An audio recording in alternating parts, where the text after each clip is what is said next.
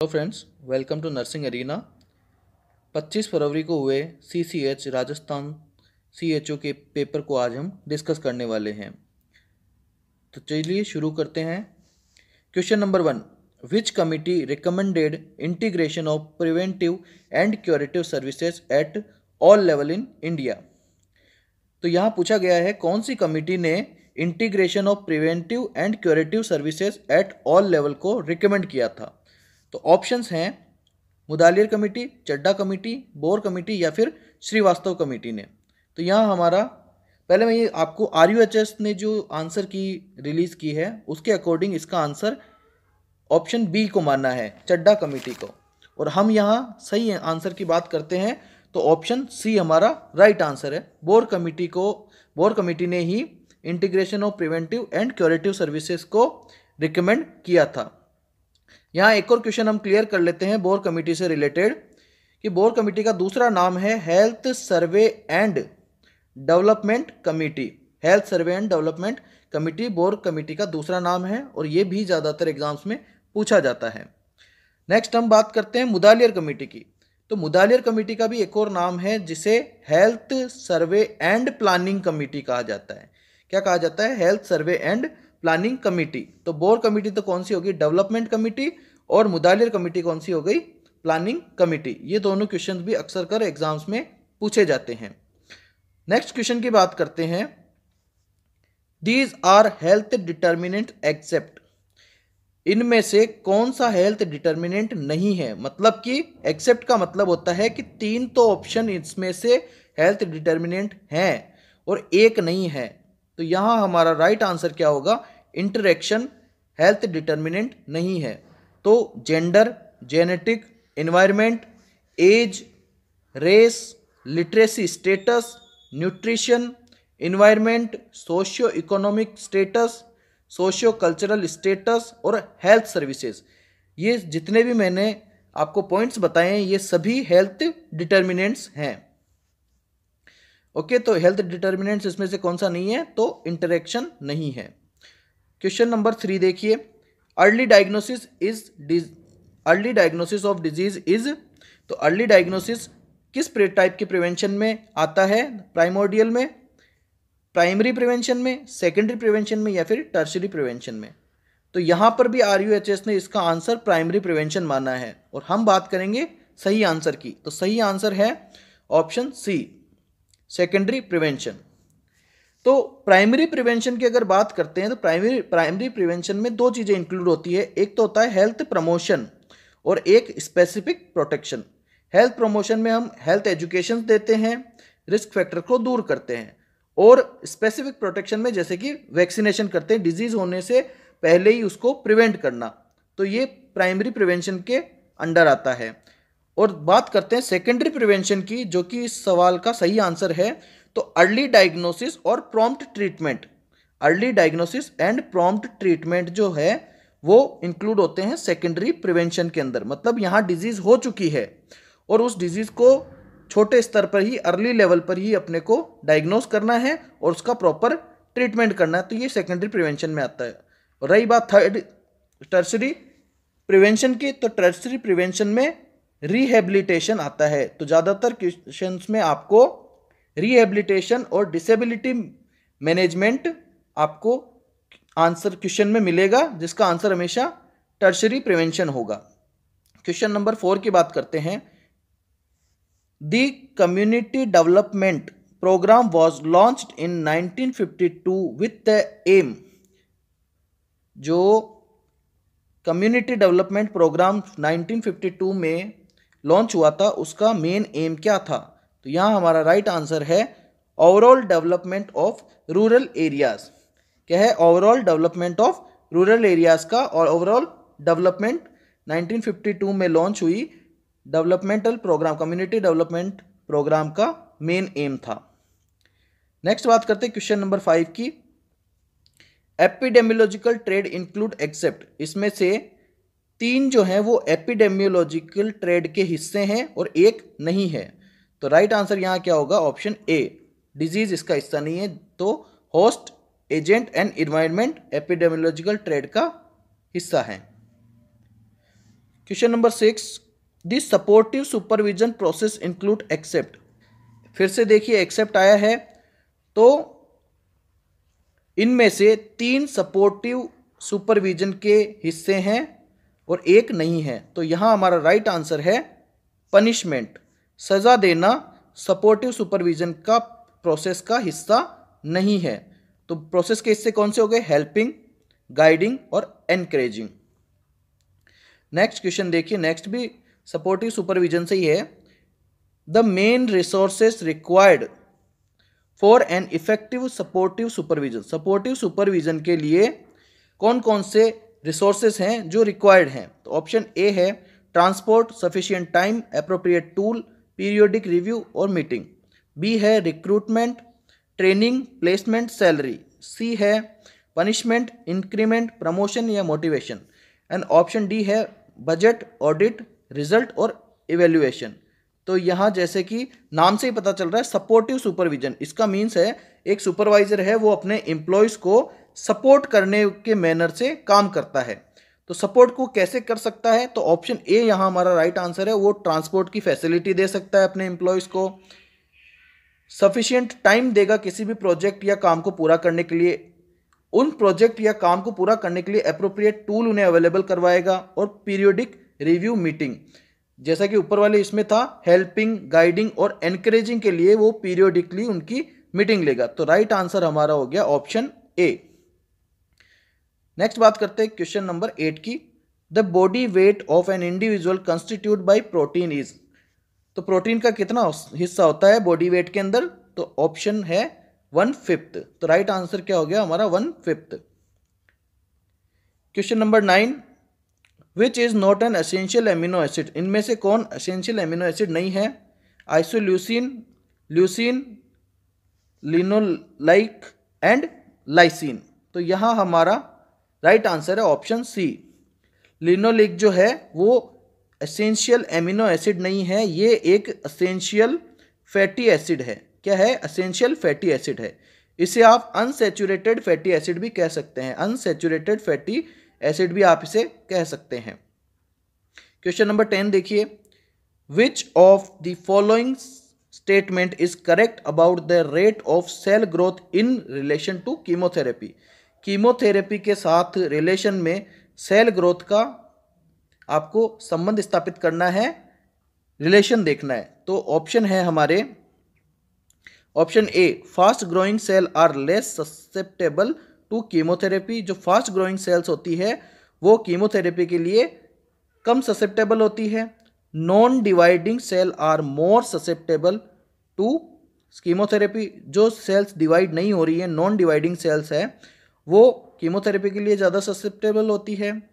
Fast growing cell are more susceptible to chemotherapy. जो fast growing cells है वो ज़्यादा ससेप्टेबल होती है कीमोथेरेपी के लिए, या स्लो ग्रोइंग सेल ज़्यादा ससेप्टेबल होती है। तो यहाँ हमारा राइट आंसर होगा option C, fast growing cells are more susceptible to chemotherapy.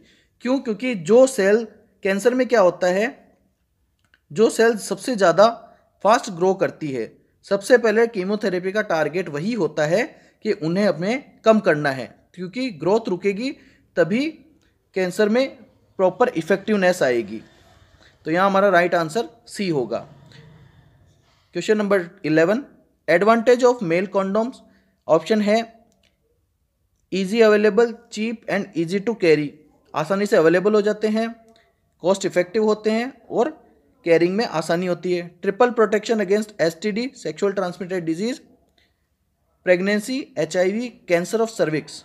Option C both A and B and option D none of the above. तो यहाँ राइट आंसर है कॉन्डोम्स के एडवांटेजेस क्या हैं? ऑप्शन ए एंड बी दोनों ही right है, तो option C हमारा यहाँ पे राइट है। Next question, question number 12, autoclaving a means of sterilization will destroy. Autoclaving से जो स्टरलाइजेशन करते हैं उनमें किन को डिस्ट्रॉय करते हैं? All micro organism, pathogenic micro organism, non pathogenic micro organism, या फिर जस्ट यीस्ट एंड मोल्ड्स। तो यहाँ थोड़ा सा कंफ्यूज करने वाला क्वेश्चन है, तो इसमें ज़्यादा कंफ्यूज नहीं होना है। सीधा सा आंसर है ऑप्शन ए, ऑल माइक्रो ऑर्गेनिज्म। ऑटोक्लेव जो है वो सबको छटनी नहीं करता कि ये पैथोजेनिक है तो इसी को मारना है, नॉन पैथोजेनिक माइक्रो ऑर्गेनिज्म को छोड़ दो। तो all micro organism with their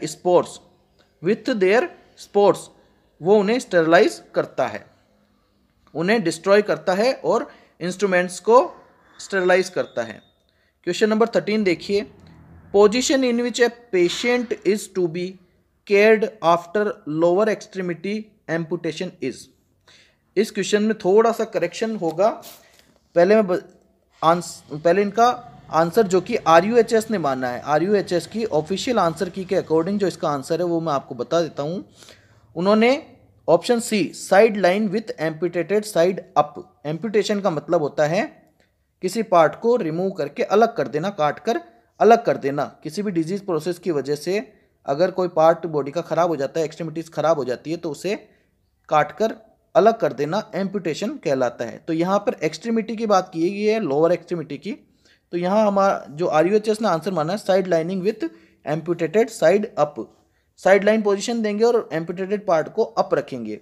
जबकि इसका राइट आंसर हो सकता है option B, supine with head turned to one side. Supine position और उसका जो हेड है वो राइट एंड लेफ्ट किसी भी लेटरल साइड में टर्न होना चाहिए।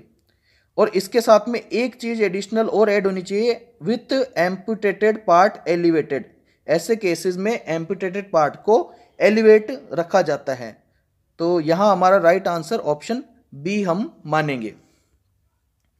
क्वेश्चन नंबर 14 देखिए, the percentage of water in human body. Human body के अंदर वाटर का परसेंटेज कितना होता है? Option A 60%। नेक्स्ट है question number 15, patient recovering from general anaesthesia should be positioned in. जो पेशेंट जनरल एनेस्थीसिया देने के बाद रिकवर हो रहा है, मतलब उसका एनेस्थीसिया उसको दे दिया है, अब वो ऑपरेशन उसका हो चुका है, अब वो रिकवरी फेज में चल रहा है, उसकी रिकवरी हो रही है, उसका एनेस्थीसिया का इफेक्ट अब धीरे धीरे कम हो रहा है। तो ऐसी कंडीशन में उसको कौन सी पोजीशन देने ज़्यादा बेस्ट रहेगी? सुपाइन पोजीशन, फाउलर्स पोजीशन, टेंडनबर्ग या फिर साइड लाइन पोजिशन? तो इसका राइट आंसर है साइड लाइन पोजिशन। ऐसा इसलिए किया जाता है क्योंकि जब जनरल एनेस्थीसिया से पेशेंट रिकवर होता है तो उसमें वॉमिटिंग्स के चांसेस रहते हैं। तो उस वॉमिटिंग की वजह से पेशेंट एस्पिरेट ना कर ले, उसके जो सिक्रेशंस है, उसकी जो वॉमिट है, उसको वो एस्पिरेट ना कर ले, उससे बचाने के लिए साइड लाइन पोजिशन रिकमेंड की जाती है, साइड लाइन पोजिशन दी जाती है। तो नेक्स्ट क्वेश्चन देखिए 16, sign of local infection include. Local infection के साइन क्या हैं? तो redness, pain, decrease temperature, option A. Option B, increase temperature and decrease blood pressure. Option C, redness, pain and swelling of the areas. और option D, pain, redness, decrease urine output. तो हर option को देखते हुए चलते हैं। Redness, बिल्कुल redness होगी। ऑप्शन ए में देखिए रेडनेस होगी, पेन होगा, डिक्रीज टेम्परेचर। डिक्रीज टेम्परेचर नहीं होता है, कूल क्लेमी स्किन हो जाती है। नेक्स्ट है इंक्रीज टेम्परेचर, नहीं। Decrease blood pressure, blood pressure पे कोई इफेक्ट नहीं पड़ता है। Redness, pain and swelling of the areas, तो बिल्कुल सही आंसर है ऑप्शन सी। ऑप्शन डी भी देख लीजिए, पेन, रेडनेस, ये दोनों तो होते हैं, पर decrease urine output, urine output पे कोई फर्क नहीं पड़ता है, इसलिए हमारा राइट आंसर ऑप्शन सी होगा। क्वेश्चन नंबर 17 देखिए, for eye examination instrument use. Eye examination का इंस्ट्रूमेंट कौन सा है? हैमर, ऑटोस्कोप, स्टेथोस्कोप या फिर ऑप्थेल्मोस्कोप? तो राइट आंसर है ऑप्थेल्मोस्कोप। ऑटोस्कोप जो है वो ईयर के एग्जामिनेशन के लिए किया जाता है, कान के एग्जामिनेशन के लिए की जाता है। स्टेथोस्कोप ऑस्कल्टेशन के लिए यूज किया जाता है, हार्ट साउंड सुनने हैं या जो भी ऑस्कल्टेशन की प्रोसेस है, जितने भी ऑस्कल्टेशन साउंड है वो सुने जाते हैं। और हैमर जो है परकशन हैमर हमारे मेडिकल फील्ड में यूज होता है।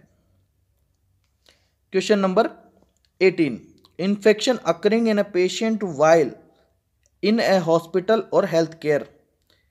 हॉस्पिटल या हेल्थ केयर फैसिलिटी में होने वाला इन्फेक्शन किस नाम से जाना जाता है?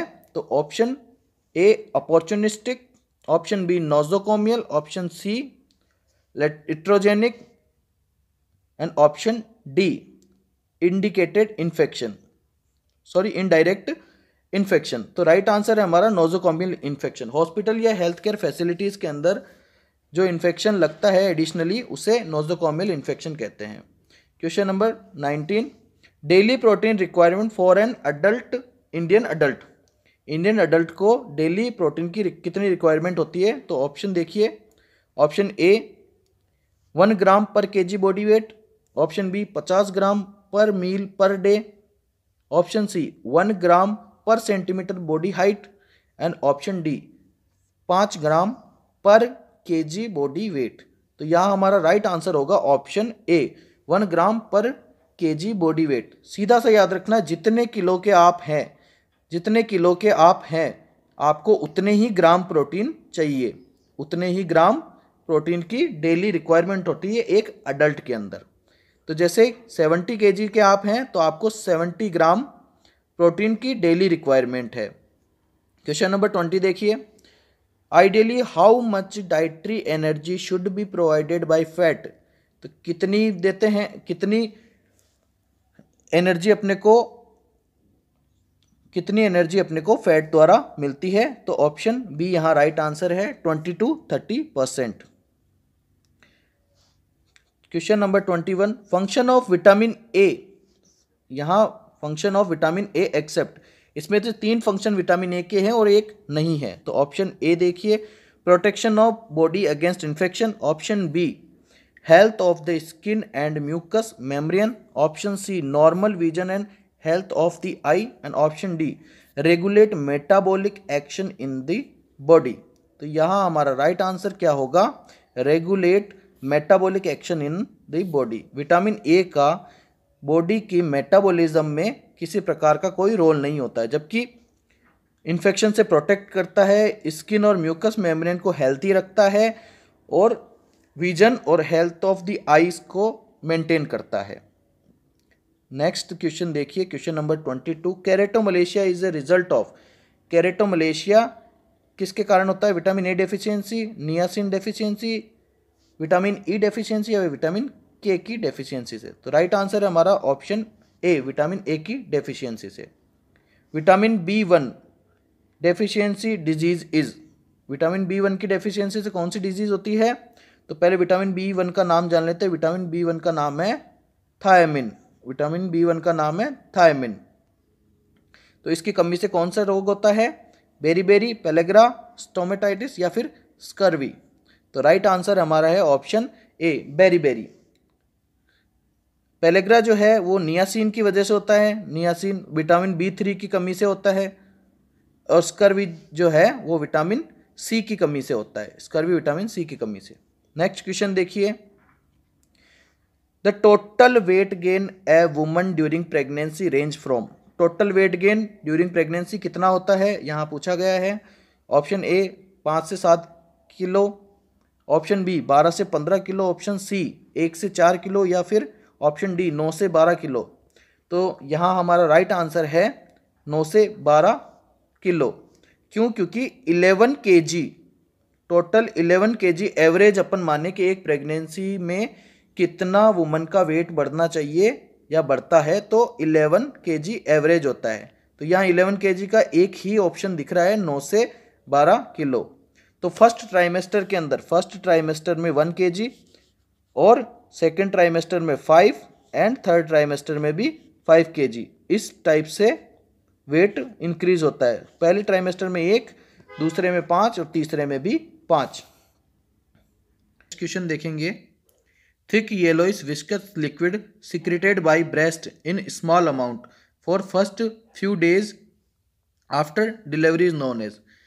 डिलीवरी के बाद शुरुआती कुछ दिनों तक थिक येलोइश और विस्कस लिक्विड सिक्रेट होता है ब्रेस्ट से, उसे क्या कहते हैं? तो option A amniotic fluid, option B colostrum, option C meconium या ऑप्शन डी लैक्टेशन। तो यहाँ हमारा राइट आंसर होगा ऑप्शन बी कोलेस्ट्रम कहते हैं। जो माँ का पहला गाढ़ा दूध होता है जो कि प्रोटीन रिच होता है, इम्यूनोग्लोबुलिन उसमें रिच होते हैं, उसे कोलेस्ट्रम कहते हैं। Question number 26, the benefit under ICDS scheme are except. जो ICDS स्कीम के अंदर बेनिफिशियर्स कौन होते हैं?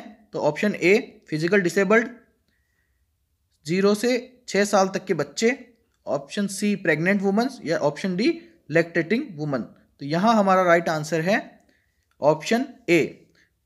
तो फिजिकल डिसेबल्ड के अलावा 0 से 6 साल तक के बच्चे, प्रेग्नेंट वुमन और लैक्टेटिंग वुमेन्स जो हैं वो ICDS स्कीम के तहत बेनिफिशियरी होते हैं। Question number 27, under national health mission in rural area each ASHA has been made responsible for.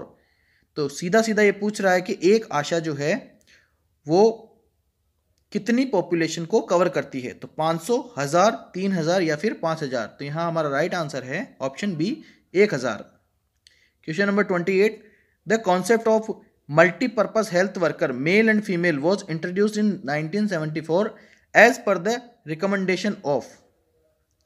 1974 के अंदर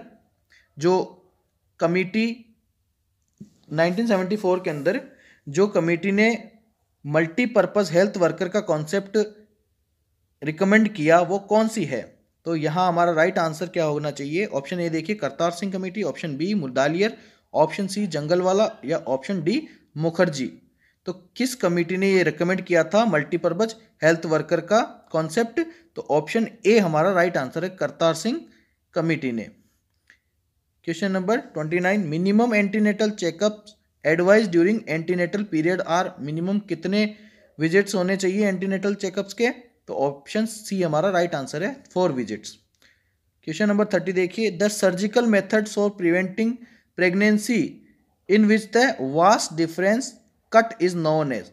वास्ट डिफरेंस को में कट करके जो सर्जिकल मेथड यूज किया जाता है प्रेगनेंसी को प्रिवेंट करने के लिए वो कौन सा मेथड कहलाता है। तो ऑप्शन सी हमारा राइट आंसर है वेसेक्टोमी। ऑप्शन सी हमारा राइट आंसर है वेसेक्टोमी। वास्ट डिफरेंशिया को कट करके जो प्रेगनेंसी को प्रिवेंट करने के लिए मेथड यूज किया जाता है ये मेल में किया जाता है। वेसेक्टोमी किस में किया जाता है, मेल में, ट्यूबेक्टोमी फीमेल में, hysterectomy removal of the uterus और ओविरेक्टोमी का मतलब है removal of the ovaries. Question number 31 देखिए, a community health centre has a indoor facility of. एक कम्युनिटी हेल्थ सेंटर CHC के ऊपर इंडोर फैसिलिटी कितनी होती है। तो 30 बेडेड, 50 बेडेड, 100 बेडेड या फिर 25 बेडेड। तो यहां हमारा राइट आंसर है 30 bedded. Question number 32, an individual who has been exposed to and harbours a disease causing organism but has not shown any symptom and sign of the illness at the point of time is called as। Question ये पूछ रहा है कि एक individual किसी infection में expose हुआ है, किसी डिजीज को एक्सपोज हुआ है पर उसमें किसी भी प्रकार के साइन एंड सिम्टम्स प्रेजेंट नहीं है। उस इलनेस के साइन एंड सिम्टम्स उसमें एब्सेंट है, प्रेजेंट नहीं है, पर वो एक्सपोज जरूर हुआ है। तो ऐसे टाइम पर अपन ये किस प्रकार का कैरियर होगा। तो ऑप्शन ए टेम्परेरी, क्रॉनिक, इंक्यूबेटरी या फिर हेल्थी कैरियर। तो इसे हम हेल्थी कैरियर कहेंगे। मतलब ऐसा पर्सन जो कि इन्फेक्शन या डिजीज के अंदर एक्सपोज हुआ है पर उसमें किसी भी प्रकार की इलनेस के साइन एंड सिम्टम्स प्रेजेंट नहीं है, उसे हम हेल्थी कैरियर कहेंगे। क्वेश्चन नंबर 33 देखिए, some infectious disease can be transmitted from mother to foetus through placenta is known as. ये किस प्रकार का ट्रांसमिशन है जिसमें कि मदर से फीटस में वो डिजीज ट्रांसफर होती है या वो इन्फेक्शन ट्रांसफर होता है प्लेसेंटा के थ्रू मदर से बेबी के अंदर। तो इसे किस प्रकार का ट्रांसमिशन कहते हैं, वर्टिकल, मैकेनिकल, बायोलॉजिकल या इनडायरेक्ट। तो इसे किस प्रकार का ट्रांसमिशन कहते हैं, vertical transmission. Question number 34, epidemiology is a study of. Epidemiology किसकी स्टडी है, पॉपुलेशन की, इन्फेक्शन की, वायरस की या डिजीज की। तो यहाँ हमारा राइट आंसर है option D disease. Distribution of the disease जो स्टडी है वो है एपिडेमियोलॉजी। क्वेश्चन नंबर 35 देखिए, eight which stage does India stand in the demographic cycle, high stationary, low stationary, late expanding या फिर अर्ली एक्सपांडिंग। तो जो इंडिया है अभी इंडिया किस डेमोग्राफिक साइकिल के किस स्टेज पर है। तो हमारा राइट आंसर है ऑप्शन सी लेट एक्सपांडिंग पर। Question number 36, sex ratio is used to describe. Sex ratio क्या डिस्क्राइब करता है? Number of female child birth per 1000 of population, option B number of females per 1000 of males, number of child birth per 1000 of females और number of males child per 1000 at birth. तो यहाँ हमारा right answer है option B number of females per 1000 mails. 1000 mails पर females की कितनी संख्या होती है उसे सेक्स रेशो कहते हैं। नेक्स्ट क्वेश्चन है sample registration system provides reliable estimate of birth and death after every 6 month, 1 year, 5 year या फिर 2 ईयर। यहाँ हमारा राइट आंसर क्या होगा? सैंपल रजिस्ट्रेशन सिस्टम जो है वो डेथ को और बर्थ को कितने टाइम बाद वापस रिवाइज करता है या कितने टाइम में उसका डाटा देता है, तो every 6 month. Question number 38, in India birth and death are to be registered within, India के अंदर बर्थ और डेथ का जो रजिस्ट्रेशन है वो कितने दिनों के अंदर किया जाता है, तो 21 दिन के अंदर अंदर।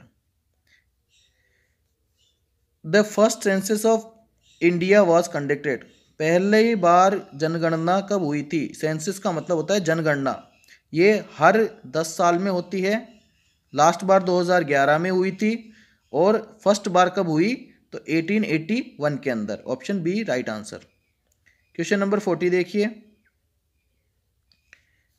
Collecting the data by health worker while patient come the health centre to get treatment known as, एक पेशेंट है वो हेल्थ फैसिलिटी पर आया है, हेल्थ वर्कर ने उसका डाटा कलेक्ट किया डिजीज से रिलेटेड, तो ये किस टाइप का सर्वेलेंस है?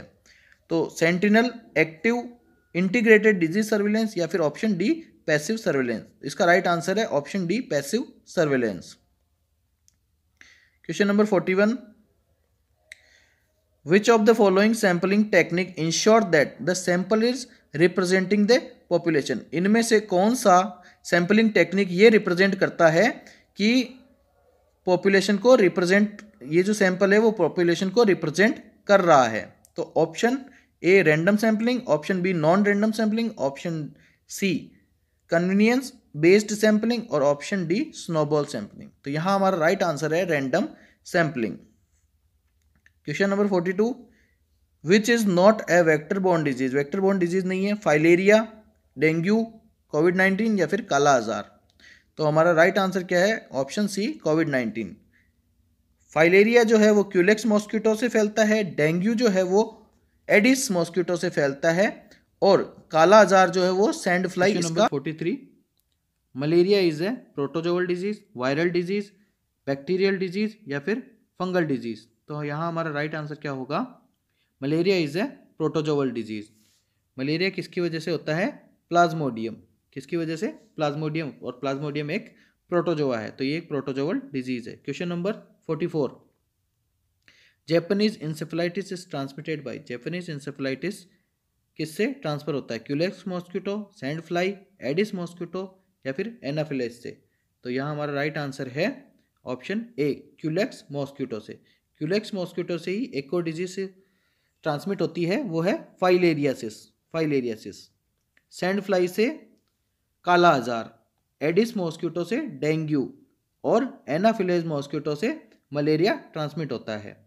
क्वेश्चन नंबर 45 देखिए, विच इज नॉट ए बैक्टीरिया, इनमें से कौन बैक्टीरिया नहीं है? इकोलाई, शिगेला, ई हिस्टोलाइटिका या ऑप्शन डी साल्मोनेला। तो यहाँ हमारा राइट आंसर होगा ऑप्शन सी ई हिस्टोलाइटिका। ई हिस्टोलाइटिका का मतलब है अमीबिया हिस्टोलाइटिका। तो ये क्या है? एक एंट अमीबा है, एंट अमीबा है, और बाकी जो तीनों हैं इकोलाई, शिगेला एंड साल्मोनेला, ये तीनों बैक्टीरिया हैं। Question number 46, a disease of animal that transmitted to man known as, वह डिजीज जो कि एनिमल्स की होती है और ह्यूमंस को ट्रांसफर हो जाती है, तो ऐसी डिजीज को क्या कहते हैं? एंडेमिक, हेलमिंथ्स इन्फेस्टेशन, जूनोटिक डिजीज या फिर आइसबर्ग ऑफ डिजीज। यहाँ हमारा राइट आंसर क्या होगा? ऑप्शन सी, ऐसी डिजीज को जूनोटिक डिजीज कहते हैं जो एनिमल्स में होती है और फिर ह्यूमंस में ट्रांसफर हो जाती है। Question number 47, which of the following is not common complication of diphtheria? इनमें से कौन सा कॉम्प्लिकेशन डिप्थीरिया का नहीं है? मायोकार्डाइटिस, हेमरेज, टॉक्सिक न्यूरोपैथी या फिर ऑप्शन डी पैलेटल पाल्सी। तो यहाँ हमारा राइट आंसर होगा ऑप्शन ए मायोकार्डाइटिस। तो डिप्थीरिया जब पढ़ेंगे तो उसमें बाकी सम एक्सप्लेन करेंगे। क्वेश्चन नंबर 48 देखिए, the causative organism of tetanus present in? Tetanus का कॉजेटिव ऑर्गेनिज्म इनमें से किस में प्रेजेंट होता है? वाटर मिल्क जूस में, option B blood urine sputum में, option C serum plasma body fluid में या फिर ऑप्शन डी सॉइल डस्ट और डंग में। तो यहाँ हमारा राइट आंसर है option D. Question number 49, incubation period of measles? Measles का इंक्यूबेशन पीरियड क्या है? 2 वीक, 24 आवर्स, 7 डेज या फिर 10 डेज। तो इसका राइट आंसर होगा option D 10 days. Question number 50, hepatitis B may be transmitted by? Hepatitis B किससे ट्रांसफर हो सकता है? फूड, ब्रेस्ट मिल्क, वाटर या फिर ब्लड। तो यहाँ सीधा सा आंसर है ऑप्शन डी ब्लड से ट्रांसफर होता है। और हेपेटाइटिस बी को ही सीरम हेपेटाइटिस भी कहते हैं। क्या कहते हैं? Serum hepatitis. Question number 51, when sexually transmitted infection left untreated they lead to complication except? सवाल पूछ रहा है कि सेक्सुअली ट्रांसमिटेड इन्फेक्शन को अगर छोड़ दिया जाए, ट्रीट नहीं किया जाए और ऐसे ही छोड़ दिया जाए तो क्या कॉम्प्लिकेशंस हो सकते हैं? तो इनमें से 3 कॉम्प्लिकेशन ऐसे हैं जो होंगे और एक कॉम्प्लिकेशन नहीं होगा। ये एक्सेप्ट वर्ड आया है। तो यहाँ ऑप्शन है heart disease, infertility, cervical cancer और ऑप्शन डी एक्टोपिक प्रेगनेंसी। तो यहाँ हार्ट डिजीज को छोड़कर इनफर्टिलिटी, सर्वाइकल कैंसर और एक्टोपिक प्रेगनेंसी तीनों सेक्सुअली ट्रांसमिटेड इन्फेक्शन के कॉम्प्लिकेशंस है अगर उसे ट्रीट नहीं किया गया तो हार्ट डिजीज का इसमें कोई रोल नहीं है। क्वेश्चन नंबर 52 पे देखेंगे, the national deworming day NDD is been observed in India? तो नेशनल डीवार्मिंग डे कब सेलिब्रेट होता है? ऑप्शन ए 7 जुलाई, ऑप्शन बी 3 मार्च, ऑप्शन सी 10 फरवरी एंड ऑप्शन डी 1 दिसंबर। तो यहाँ हमारा राइट आंसर है 10 Feb. Question number 53, major cause of blindness in India among following? Blindness का मेजर कॉज क्या है? Glaucoma, corneal pathologies, option C refraction error and option D cataract. तो यहाँ हमारा राइट आंसर क्या होगा? Option D cataract. बहुत ही कॉमन क्वेश्चन है, पूछा जाता है बार बार। Primary prevention measures to combat occupational hazard include except? Occupational hazard में प्राइमरी प्रिवेंटिव मेजर्स कौन कौन से हैं एक्सेप्ट एक को छोड़कर? तो 3 ऐसे हैं जो प्राइमरी प्रिवेंटिव मेजर हैं और एक नहीं है। तो ऑप्शन देखते हैं, pre placement examination, option B disability limitations, option C personal protective measures and option D proper lightning and ventilation. तो इनमें से 3 प्राइमरी प्रिवेंटिव मेजर से एक को छोड़कर, तो वो एक कौन सा है? Option B disability limitations tertiary prevention में आता है। Disability limitations and rehabilitation tertiary prevention का हिस्सा है। बाकी जो 3 है वो प्राइमरी प्रिवेंशन का हिस्सा है। Question number 55, lead poisoning is known as? Lead poisoning किस नाम से जानी जाती है?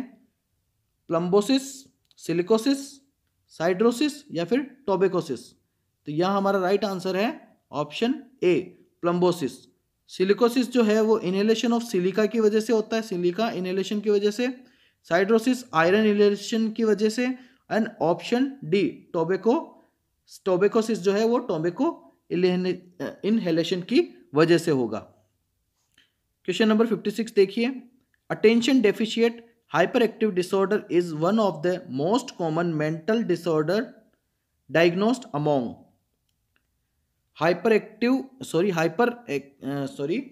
Attention deficit hyper active disorder ADHD कहते हैं। ये मोस्ट कॉमनली किस एज ग्रुप में देखने को मिलता है? क्रॉनिक पेशेंट्स में, न्यूली मैरिड वुमेन्स में, चिल्ड्रंस में या फिर ओल्ड एज पीपल्स में? तो यहाँ हमारा राइट आंसर है ऑप्शन सी, चिल्ड्रंस में ये ज़्यादातर देखने को मिलता है, मोस्ट कॉमन है चिल्ड्रंस में। Which is not a common symptom of schizophrenia? Schizophrenia का कॉमनेस्ट सिम्टम नहीं है। Option A hallucination, delusion, disorganised speech and option D phobia. तो यहाँ हमारा राइट आंसर है फोबिया स्किज़ोफ्रेनिया में देखने को नहीं मिलता। Phobia is a irrational fear. 58 in epilepsy the patient undergoes, epilepsy में पेशेंट को क्या होता है? Period of sadness and happiness, fear and valour. Option B fits of convulsions, option C loss of consciousness and option D B and C both. तो यहाँ हमारा right answer होगा option D. Convulsion, epilepsy में क्या होता है? Convulsions आते हैं और कन्वल्जन्स के टाइम में पेशेंट का कॉन्शियसनेस भी चला जाता है, तो loss of consciousness. Option D हमारा राइट आंसर है। Question 59 a mentally healthy individual has, हम मेंटली हेल्दी इंडिविजुअल किसको बोलेंगे? Option A independent personality, comfortable placing in social history and option C a purposeful life and option D all. तो बिल्कुल right answer है option D all. Independent personality का होगा, उसकी एक स्पेसिफिक पर्सनालिटी होगी, स्वतंत्र उसका व्यक्तित्व होगा। ऑप्शन बी कंफर्टेबल, सोसाइटी के अंदर वो एक अपना एक स्थान रखता हो और पर्पसफुल लाइफ हो, उसको अपनी लाइफ का लक्ष्य पता हो। तो ऐसे पर्सन को हम मेंटली हेल्दी पर्सन बोलेंगे।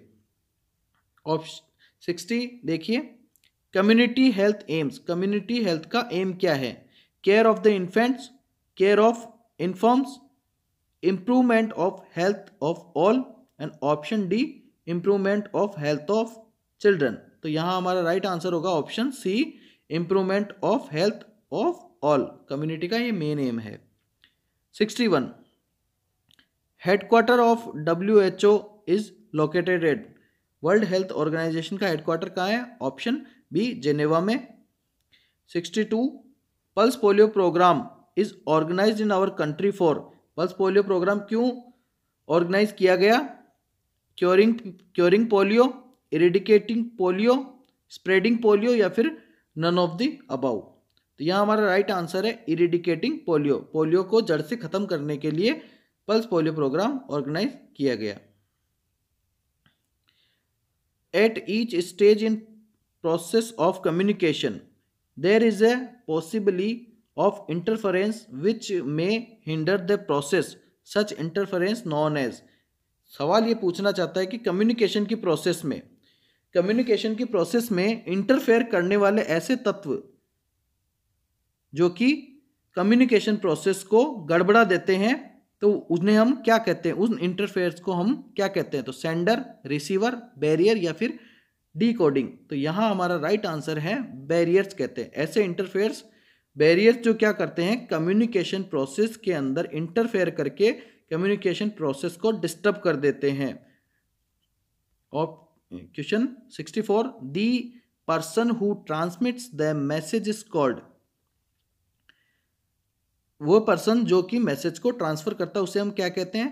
चैनल, सेंडर, रिसीवर या फिर रेस्पॉन्स। तो यहाँ हमारा राइट आंसर है ऑप्शन बी, जो मैसेज भेजता है उसे सेंडर कहते हैं, जिसको भेजता है उसे रिसीवर कहते हैं, जिसके माध्यम से भेजता है उसे चैनल कहते हैं, और रिसीवर इसी मैसेज का जो जवाब देता है उसे रेस्पॉन्स कहते हैं या फिर क्या कहते हैं? फीडबैक, उसे हम फीडबैक कहते हैं। और इस पूरी प्रोसेस को हम कम्युनिकेशन प्रोसेस कहते हैं। Question number 65 use autocratic leadership style when, autocratic leadership style कब यूज करनी है? तो इसका सीधा आंसर बता देता हूं। Option A you have untrained employ and your department was poorly managed before you arrive. इसका मतलब है कि आपके पास अनट्रेंड एम्प्लॉय है। ऑटोक्रेटिक लीडरशिप कब यूज करनी है? जबकि आपके पास अनट्रेंड एम्प्लॉय है और आपका डिपार्टमेंट, जब आप डिपार्टमेंट के अंदर जाते हैं तो आपके डिपार्टमेंट आपको पुअरली मैनेज लगता है, उसका मैनेजमेंट बिल्कुल भी बिगड़ा हुआ है। तो ऐसे टाइम पर एक लीडर को ऑटोक्रेटिक लीडरशिप स्टाइल यूज करनी है। Question number 66, management functions include, management के फंक्शन क्या होते हैं? Planning and organising, directing, controlling, option D all. तो यहाँ राइट आंसर है option D all.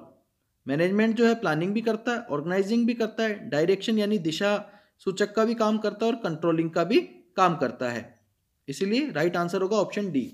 Question number 67, which one of the following is communicable disease, इनमें से कौन सी कम्युनिकेबल डिजीज है?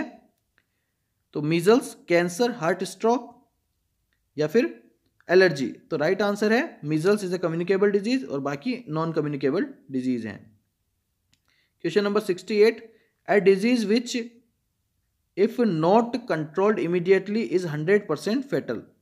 क्वेश्चन पूछ रहा है कि ऐसी कौन सी डिजीज है जो कि अगर इमीडिएटली उसको कंट्रोल नहीं किया गया, उसका प्रिवेंटिव मेजर या फिर उसको ट्रीट नहीं किया गया तो वो 100% फैटल हो सकती है, यानी 100% वह घातक हो सकती है, इवन डेथ भी उसमें होगी ही होगी। सिफिलिस, काला आजार, फाइलेरियासिस या फिर रेबीज। तो इसका हमारा राइट आंसर है रेबीज 100% फैटल डिजीज है अगर इमीडिएटली उसमें कंट्रोल नहीं किया गया तो। Question number 69, primary prevention of dental caries include, dental caries में प्राइमरी प्रिवेंशन क्या है? Option A chlorination, option B immunisation, option C dental health education and option D dental fitting. तो राइट आंसर है हमारा option C dental health education. Immunisation किसी प्रकार का immunisation नहीं होता डेंटल कैरीज को प्रिवेंट करने के लिए, क्लोरिनेशन कोई वर्ड नहीं है, then option D dental fitting जो है वो सेकेंडरी या टर्सरी प्रिवेंशन का हिस्सा है। लास्ट क्वेश्चन है, immediate first aid treatment for dog bite is, सीधा सा है, इसका सीधा आंसर है option B wash with soap and water for 15 minutes, पानी से और साबुन से एटलीस्ट 15 मिनट तक उसे वॉश करना है। आई होप आपको क्लास अच्छी लगी होगी एंड मिलेंगे एक नेक्स्ट पेपर के साथ में। Thank you.